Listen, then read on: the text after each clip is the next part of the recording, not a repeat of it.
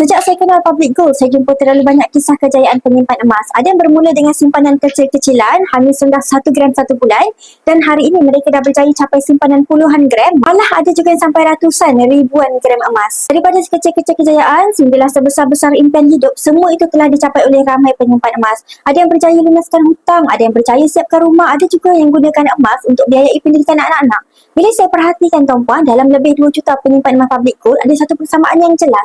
Bukan pada berapa banyak pendapatan mereka, bukan pada status atau pekerjaan mereka, tapi pada mindset cara mereka berfikir. Cara berfikir inilah yang akhirnya menentukan sama ada mereka akan jadi kaya ataupun tidak.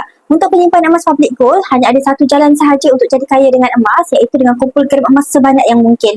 Mereka tak sibuk nak kira untung rugi jangka pendek, mereka tak tunggu harga murah baru nak beli. Mereka fokus kepada pertambahan gram emas walaupun harga naik ataupun harga turun. Sebab mereka tahu siapa yang berjaya kumpul lebih banyak gram, dia akan kaya. Semudah itu saja tuan-puan.